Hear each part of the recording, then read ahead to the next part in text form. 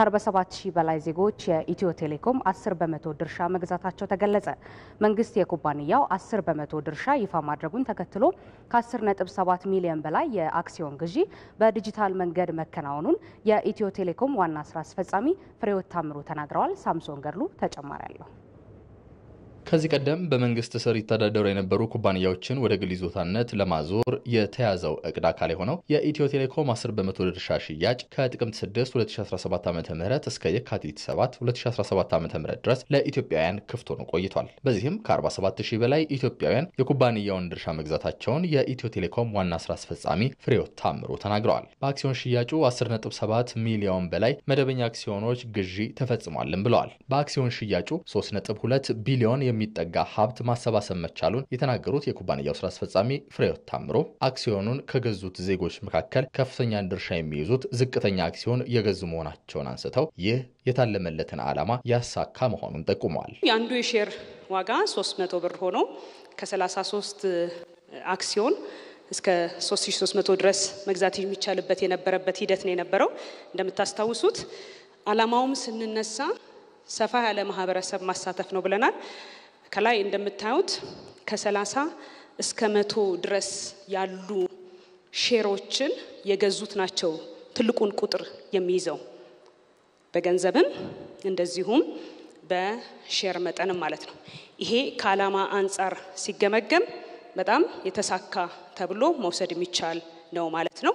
እንደምታዩት እንግዲህ ከፍተኛውን መጠን የያዘው ትንሹን ሌቭል ላይ ያለውን ሼር የገዙት ኢትዮጵያኖች ናቸው፣ ዜጎቻችን ናቸው ማለት ነው። ቀድሞ ለሽያጭ የቀረበው የአክሲዮን ብዛት 100 ሚሊዮን የነበረ ሲሆን ከዚህ አንፃር የተሸጠው አክሲዮን ብዛት 11 ሚሊዮን የሚጠጋ መሆኑ ከእቅዱ አንፃር እንዴት ይታያል በሚል ለቀረበላቸው ጥያቄ ዋና ስራ አስፈጻሚዋም ተከታዩን መልሰዋል። ስለዚህ ምን ተማራችሁ፣ ለምንስ 10 ብቻ ተሸጠ ለሚለው ተቋማት አልተሳተፉም፣ ትውልደ ኢትዮጵያኖችን አላሳተፍንም። ከፍተኛ መጠን ያለው መግዛት የሚፈልጉ በጣም ትንሽ ናት 1 ሚሊዮን ትልቅ ተቋም ላይ ስለዚህ ትንሽ ከፍ ብታረጉት ብለው የጠየቁ ባለሀብቶችን አላሳተፍንም። ለምን አላሳተፋችሁም የሚለው አንደኛው የመንግስት እይታም ግምገማም መጀመሪያም ይሄንን ሲያስጀምር ከፍ ካደረግነው መግዛት የሚችሉ አካላት ገዝተውት ካለቀ ያሰብነውን አብዛኛው ማህበረሰብ ማሳተፍ የሚለውን ዓላማችንን አናሳካበትም። ስለዚህ መጀመሪያ ዝቅተኛ ኑሮ ደረጃ ላይ ያለውን ለመሳተፍ ብዙ ኮንስትሬንት ያለውን እድል እንስጠውና በቀጣይ ዙር እናያዋለን የሚል ነው የሆነው ማለት ነው። አክሲዮን የገዙ ዜጎችን ሰነዶች የማሟላትና ሌሎች የሚቀሩ ስራዎች በቀጣይ እንደሚሰሩ ያነሱት ዋና ስራ አስፈጻሚዋም የኩባንያው ቀሪ ያልተሸጡ የአክሲዮን ድርሻዎችን በተመለከተ ዳግም ለሽያጭ በሚቀርቡበት ሁኔታ ላይ ከሚመለከታቸው አካላት ጋር ምክክር ተደርጎ ውሳኔ የሚሰጥበት እንደሆነም ተናግረዋል። በፋይናንስ ተቋማት ላይ ሊደርሱ የሚችሉ የሳይበር ጥቃቶችን ለመከላከል ተቋማቱ በየጊዜው የሚወጡ ህግና ደንቦችን ማክበር እንደሚኖርባቸው ተጠቆመ።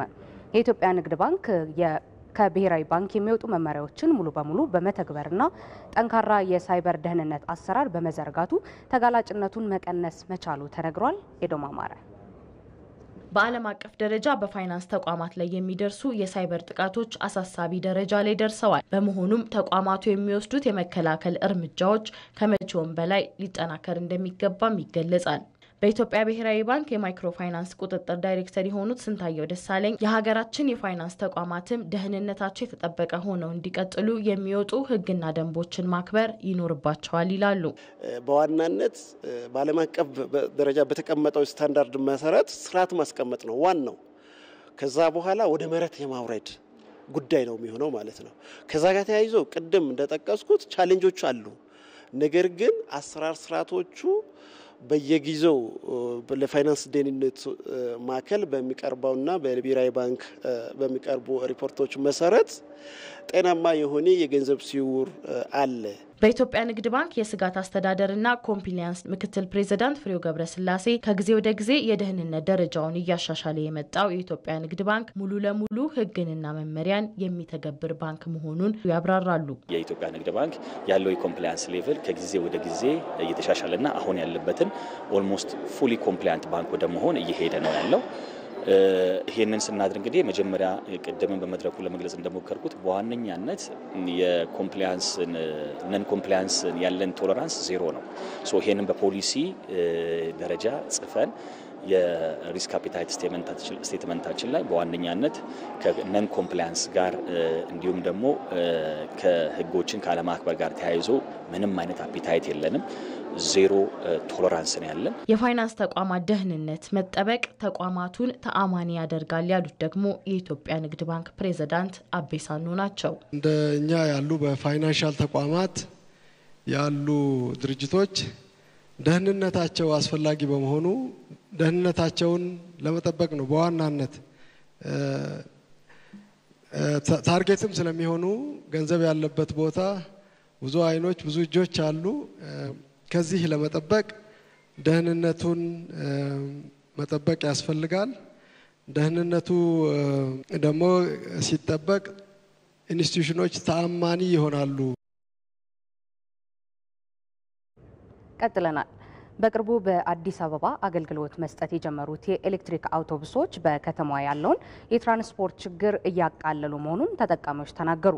በመንግስትና በግሉ ዘርፍ አጋርነት እውን የሆነው አገልግሎት ትራንስፖርት ችግርን ከማቃለል በተጨማሪ የከተማዋን ገጽታ ከመቀየርና የአየር ብክለትን ከመከላከል አንጻር የጎላ ሚና እንደሚኖረውም ተገልጿል። መቅደስ እንዳለ በአዲስ አበባ ከተማ የሚስተዋለውን የትራንስፖርት ችግር ለማቃለል እንደሚያግዙ የታመነባቸው 100 የኤሌክትሪክ አውቶቡሶች ከጥቂት ሳምንታት በፊት ስራ መጀመራቸው ይታወሳል።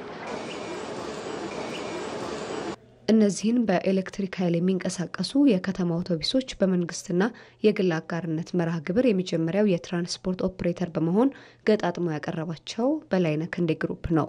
መንግስት እነዚህ የኤሌክትሪክ ባሶችን ወደ ስራ ለማስገባት ያወጣው ጨረታ ነበር። ስለዚህ ድርጅታችን እነዚህን 100 ባሶች አሴምብል አድርጎ ነው ያቀረባቸው።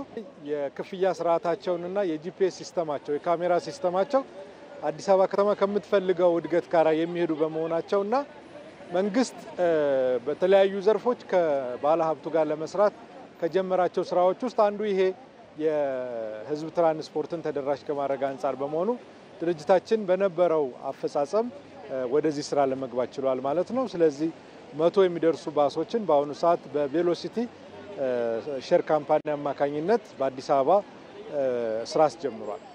በመዲናዋ አገልግሎት መስጠት የጀመሩት የኤሌክትሪክ ባሶች በርካታ ተጓዦችን በመያዝና በምቾታቸው ተመራጭ መሆናቸውን አሽከርካሪዎችና ተሳፋሪዎች ነግረውናል። ያኛው ጭስ ነው፣ የኛው ምንም ጭስ አልባ ነው፣ ድምፅ አልባ ነው። በጣም ቆንጆ መኪና ነው። የተለየ የሚያደርጋቸው ነገር ድምፅ የለም፣ ምንም ድምፅ የለም እና የተለየ ነው። ሌሎቹ ያው በነዳጅ የሚሰሩ መኪናዎች እየጮሁ ነው የሚመጡት። ይሄ ጩኸት የሚባል ነገር የለም እና ምቾት አላቸው። በዚህ አሁን ቬሎ ባስ ላይ እንደምናየው ልዩነት በጣም የተሻለ አገልግሎት አሰጣጥ አለው። ከኑሮ ውድነት አንጻር የዋጋ ተመኑ ራሱ በጣም ህብረተሰቡን ያማከለ መንግስትንም ትኩረት ያደረገ የምንረዳዳበት የምንተሳሰብበት አሰራር የሰፈነበት ነው። ይሄ ባስ ከመምጣቱ በፊት ያው ሰልፍ በጣም አለ። በጣም ታይማችን በሰልፍ ነው የምናሳልፈው ረጅም ሰዓት ማለት ነውና ይሄኛው ባስ ከመጣ ጀምሮ ግን ሰልፍ ቀንሶ በቀላሉ አክሰስ ማድረግ እንችላለን ማለት ነው ትራንስፖርት። በላይነህ ክንዴ ግሩፕ በቀጣይ በሌሎች የክልል ከተሞችም ዘመናዊ የትራንስፖርት አገልግሎትን ለማስፋፋት በትኩረት እየሰራ እንደሚገኝ ገልጿል። እንግዲህ ድርጅታችን በአዲስ አበባ ብቻ አይደለም በመንግስት የመንግስትና የባለ ሀብቱን ትብብር በሚጠይቁት ሌሎች ከተሞችም የማስፋፋት እቅድ አለው። እንግዲህ ዓለም በአሁኑ ሰዓት ወደ ዲጂታል ስርዓት እያደገ በመሆኑ ባሶችም ይሄን ይከተላሉ ብለን እናስባለን። ሌላው በቀጣይ እነዚህ ባሶች እጅግ ከተጨናነቀ ስርዓት ወጥተው ለተጓዦቹ በጣም ምቹ በሆነ መንገድ እንዲጓዙባቸውና የአዲስ አበባን የትራንስፖርት ችግር እንዲቀርፉ ለማድረግ ድርጅታችን በስፋት ይሰራል ማለት ነው። አዳዲሶቹ የኤሌክትሪክ አውቶቡሶች የከተማዋን ገጽታ በማሻሻልና የአየር ብክለትን በመቀነስ በኩልም የጎላ ሚና እንዳላቸው ተጠቅሷል። ተመልካቾቻችን ከኢቲቪ 57 ለምሽት ያዝንላችሁ የቢዝነስ መረጃዎች እነዚህ ነበሩ። አብራችሁን ስለነበራችሁ እናመሰግናለን። መልካም ምሽት ይሁንላችሁ።